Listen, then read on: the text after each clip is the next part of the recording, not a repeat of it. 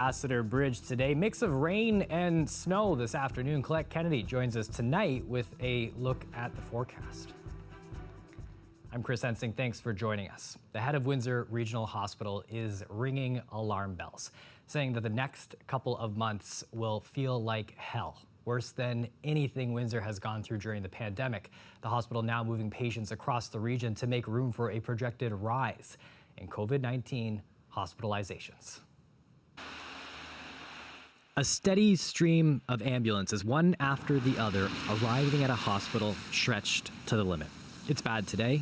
It's been bad for weeks. It's getting worse. And actually, what's in front of us is a lot worse than what we're seeing today. COVID-19 continues to spread rapidly in Windsor, Essex. Right now, there's 64 COVID-positive patients at Windsor Regional Hospital. At least 15 people are fighting for their lives tonight in the ICU. Diane Turmel, 67 years old, is one of them. Here she is with her husband, Jerry. Both tested positive last month. Diane taken to hospital on Christmas Eve. Tonight, she's on a respirator. She's very sick.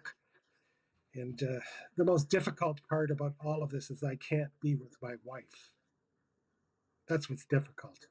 Jerry's already dealt with the cruel nature of the virus. He was an essential caregiver for his mother. She died last week after testing positive for COVID-19.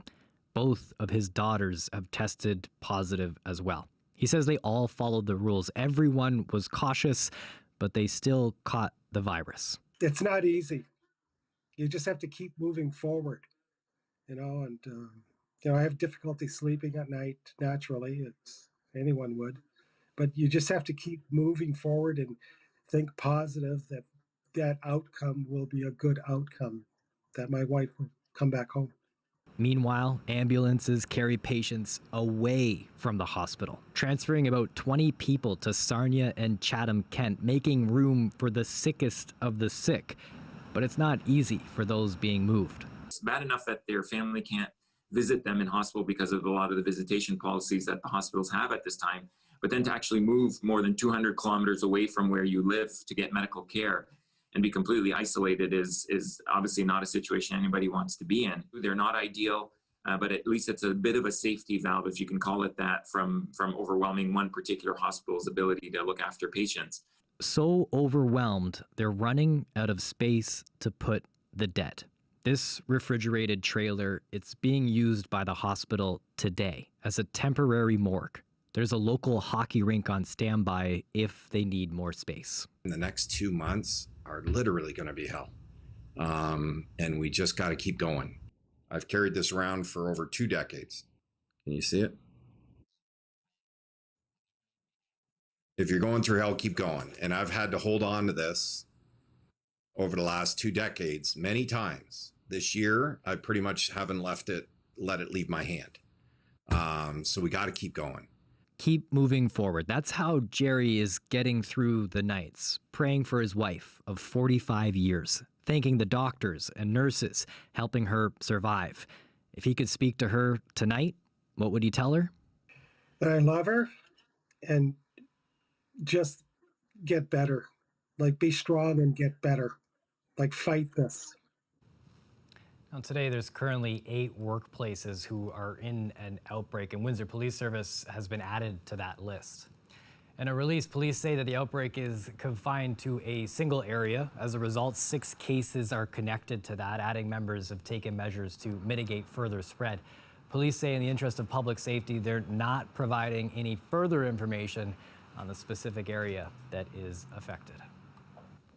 The health unit is making a change when it comes to vaccinations in long-term care homes. They're going to provide the Moderna vaccine to residents and staff that are in outbreak. Just yesterday, they were only giving the shots to those homes not in outbreak. With more, I'm joined now live by CBC's Sanjay Maru. Sanjay, when it comes to those homes that are in outbreak, who's eligible to get the vaccine? Well, Chris, not just residents and staff, but essential caregivers as well. But there are criteria they do have to meet. Now, those living inside the facility can get the vaccine if they've recently tested negative for COVID-19 or have a resolved case. The same requirements apply for staff, but they have to meet 2 other conditions. They either don't work in a unit affected by COVID or they are not identified as close contacts of a confirmed case.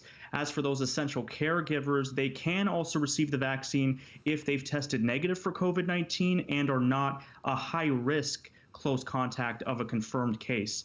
Now, those I spoke with today say there are concerns over the timing of this change, but for one long-term care resident, this is welcome news. Hallelujah, because it's about time. We have needed, we have been delayed, and now is the time. For almost 5 years, Barry Hickling has lived at the village of Aspen Lake, where 49 people, both staff and residents, have been infected with COVID-19. He says when the Moderna vaccine first arrived in Windsor, Essex, he was disheartened to learn that it wouldn't be administered to homes in outbreak.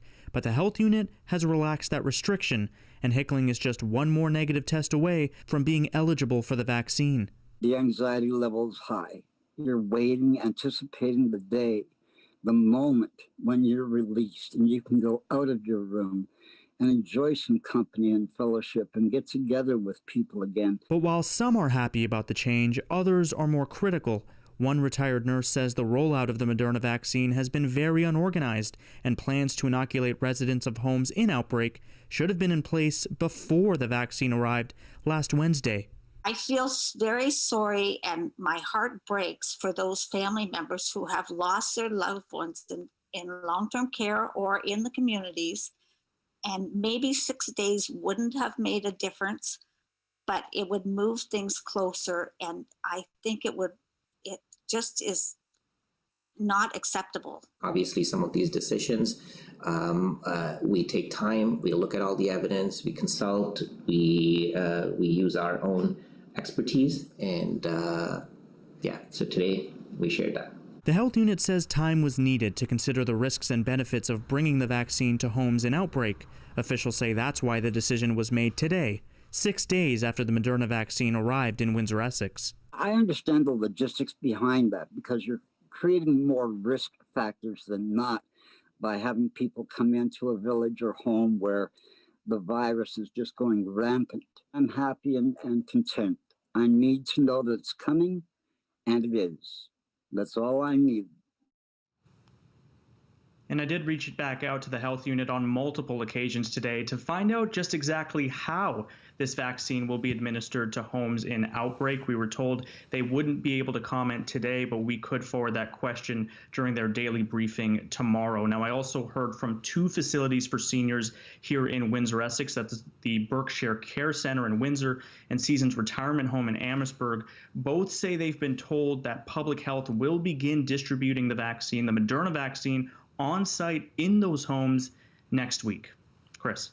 Thanks, Sanjay. CBC's Sanjay Maru live tonight.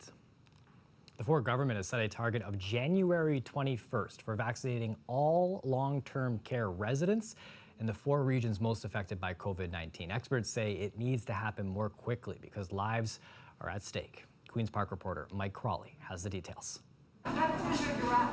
A team from Michael Garron Hospital arrives at the True Davidson Home for the Aged, armed with vaccines against COVID-19. Are you ready? Mobile teams from the hospital have already vaccinated some 2,200 residents and staff at long-term care homes in Toronto's East End. Lovely, how was that? It's part of the push to vaccinate at all long-term care homes in the places worst hit by COVID. That's Toronto, Peel, York, and Windsor, Essex.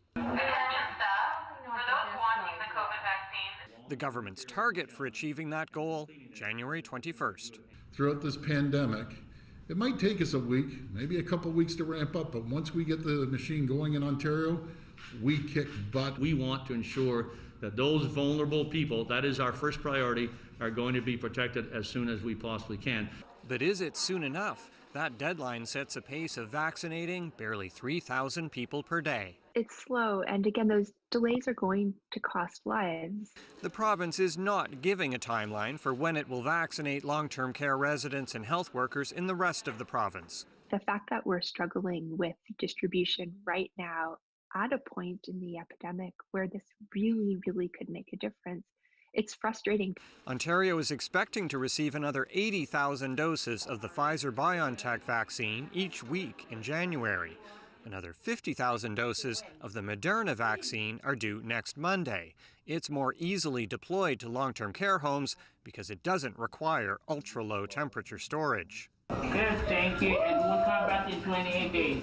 Amid all the questions about the pace of the vaccine rollout, Premier Doug Ford has not held a news conference for 2 weeks. In that time frame, the number of COVID patients in hospitals has risen by 34%. Another 37,000 people have contracted the virus, and more than 540 people have died. Mike Crawley, CBC News, Toronto. More than 420,000 doses of COVID-19 vaccine have been delivered across Canada, but there are growing concerns about how little of it is getting into people's arms, as you've been hearing tonight. Just 148,000 doses have been administered so far. The Prime Minister says he's frustrated with the pace of vaccinations, but is confident it's going to get better. We've been able to ramp up over the past number of weeks in terms of vaccine delivery, but now is the time, with the new year upon us, to really accelerate, and that's certainly what I'll be talking with the premiers about on Thursday. The Prime Minister says Canada should have more than 1 million doses of both the Pfizer, BioNTech, and Moderna vaccines on hand by the end of this month. He feels positive that everyone who wants the shot will have it by the end of September. A gate at the Windsor Assembly Plant was blocked today. Unifor members didn't want to let any new minivans off the premises. The union's angry a new company contracted to drive the vehicles has not hired the workers that held the jobs before the changeover. Dale Molnar reports. A group of Unifor representatives had the gate at Vimy and Walker Road blocked today to prevent the movement of minivans on or off the plant property. FCA used to contract with a company called AWC to do that. The workers hired by AWC to drive the minivans were represented by Unifor Local 444. But the workers, more than 60 of them, were laid off when a new company took over the contract on January 1st. The new company, Modi Park, which is a subsidiary of Essex Terminal Railway, handles the movement of the minivans at the Kildare Road Yard. That's where the minivans are loaded onto trains. They already employ people there. Unifor is trying to get Modi Park to hire the AWC workers and keep them represented by Unifor.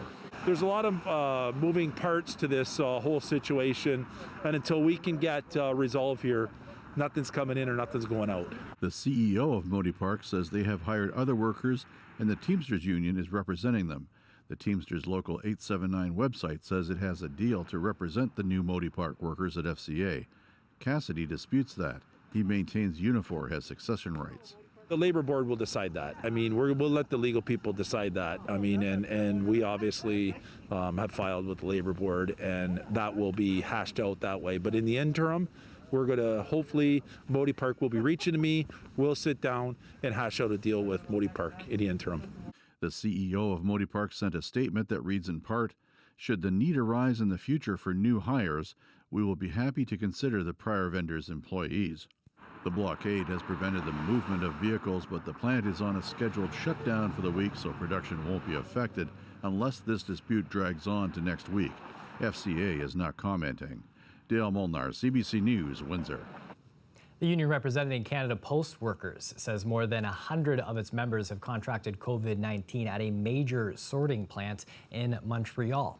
Its union says the post office is refusing to adopt some basic measures to prevent the spread of the virus. CBC's Laura McCollum reports. The union says about half of the COVID cases were reported here at the 1.5 million square foot mail processing plant in Ville-Saint-Laurent. There's almost 1,000 people that work by shift, so it's a lot of people in the same place. The context of the rush that we had for the holidays was complicated. Robitaille says Canada Post has refused its request to install clearly marked permanent hand sanitizing stations at every entrance to the plant. He says managers have also refused to stop hosting lunches and gatherings for employees. They do some lunch get together so everybody can feel the appartenance with the employer and Canada Post, and we think those types of events should not occur throughout a pandemic like we have right now. In a statement, Canada Post says, "We also regularly remind employees to follow all safety protocols, including physical distancing during breaks in the facility." The Crown Corporation also says, "We follow physical distancing protocols, face coverings have been provided and are mandatory, and we have cleaning supplies and sanitizer throughout the facility for employees to use."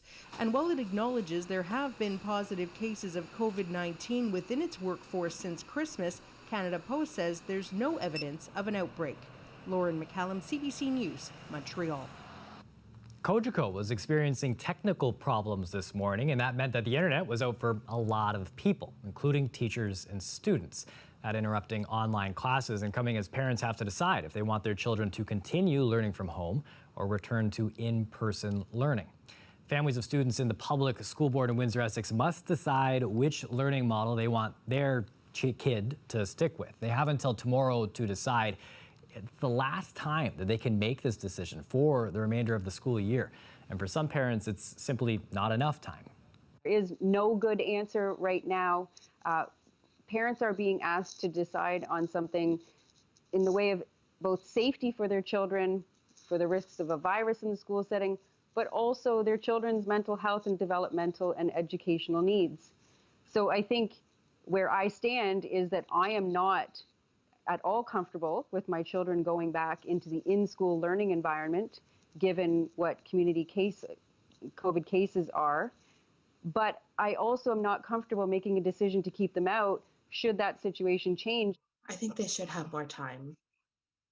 I think they should extend time for parents to make decisions. I don't think it correlates well with what Dr. Ahmed and his time frame and what the school board's time frame is. And the worst thing case scenario is, you don't want like parents to feel rushed. You know, like I feel a lot of parents are just really want what's best for their child, and they need to have a good conversation with, you know, the other parent, or just weigh out all the odds. Now, the chairperson of the public school board says that as a parent, she empathizes with those facing this tough decision, but the board is going to stick with its deadline, saying it's, quote, a massive undertaking to make adjustments. A live look outside now at the city of Windsor. You can see the streets empty on a night like tonight as everybody follows those COVID-19 regulations. Clouds in the sky. Colette Kennedy in the future here after the break with a look at the forecast.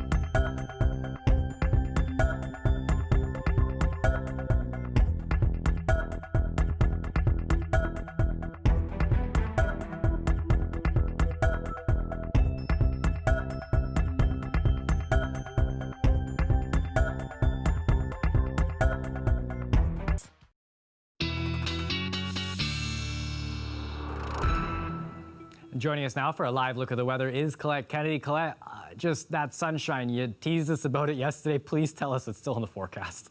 Yeah, I know everybody's kind of waiting for something, right? And that light precipitation with the gray skies, we get a little bit of shower activity, and then it's flurries, and then it's like, what is this? Well, we are kind of locked in for a little bit, but we are going to get the sun coming back at us. So midweek, we are still mostly cloudy. Temperatures are going to cool down a little bit, not tomorrow, but by the time we get towards Thursday. But at least it's a quiet weather pattern. Yes, I know there's this little bit of light precipitation kind of off and on. It's somewhat isolated, but we're not really seeing any big storm systems coming in over the next several days and through the weekend. So it is nice to kind of be able to take a breather, at least in that sense. Your current temperature, Windsor at 1, Leamington as well, Chatham-Kent 0 right now, and very little in terms of a wind chill factor. I mean, there is one there, but the winds aren't that strong. So that's why really we are seeing our temperatures above seasonal. And when I say it's going to cool down as we get towards Thursday and towards the end of the week, I really just mean that it's kind of pushing us back to more where we should be at this time of year. So it's more cooler in comparison to where we are. The radar is picking up a little bit of that light precip, and you can see it's less. We're seeing less of it over this last hour or so, but there's still that risk as we go to just past midnight, and then we should be drying up. But these clouds, they are so stubborn, and really tomorrow we see some breaks trying to develop just a little bit further east, and I think maybe you'll be kind of on the cusp over towards the London area, but we're likely to see some pretty significant cloud cover hanging in there, and that's not just for Wednesday. I'm taking you now into Thursday, and it's going to gradually be clearing backward from east to west instead of west to east, and we'll begin to get that sunshine coming back. It's going to make everyone feel, I hope, pretty good to see it in the sky again. Here we are, your wind chill overnight at the coolest about -6, the temperature falling to -1, the high tomorrow 2 degrees, so very little change between the overnight low and the daytime high. And then Thursday, that's when things start to fall off, especially you'll notice those cooler overnight temperatures will be returning. Chris. All right, thanks for this, Colette. You're welcome. Speaking of returning, the World Junior Hockey Championship. There is a gold medal match tonight, and guess who's returning? We'll tee that up next.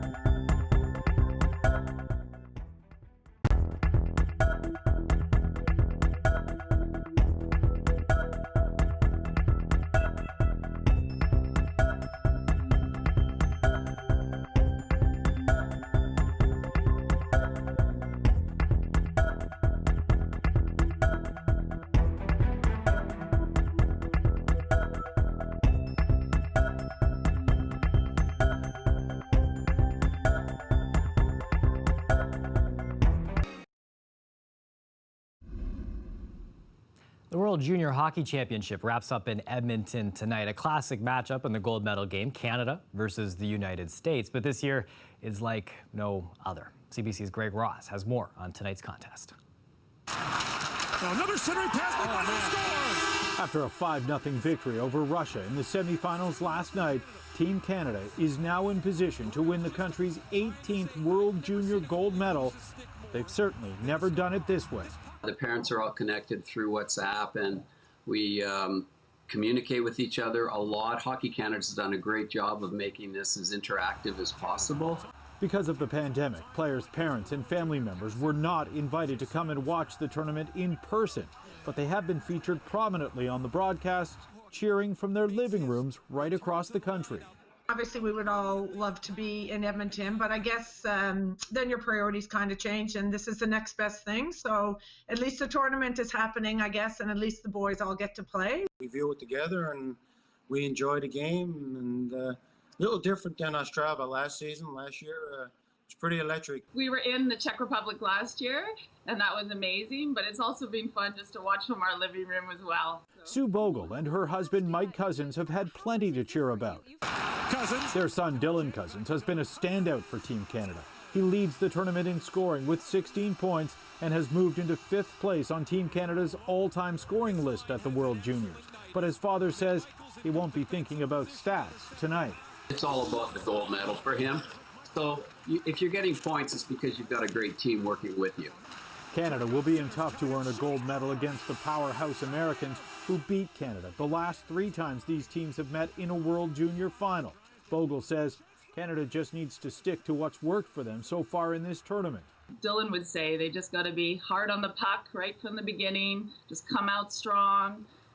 They're so good defensively, Canada too, and their goalie's been terrific as well. If Canada wins gold, they will become the first team to win back-to-back championships since 2009, when Canada capped off a stretch of 5 straight gold medals. Greg Ross, CBC News, Toronto. And that's it for CBC Windsor News tonight. Don't forget, for news anytime, you can go to our website at cbc.ca/Windsor. We're on social media too. You can check us out on Facebook, Instagram, and Twitter. Just search for CBC Windsor on any of those platforms there. We stream the show live on Facebook and Twitter as well. The Rick Mercer Report, it's up next. Thanks for watching. Have a great night.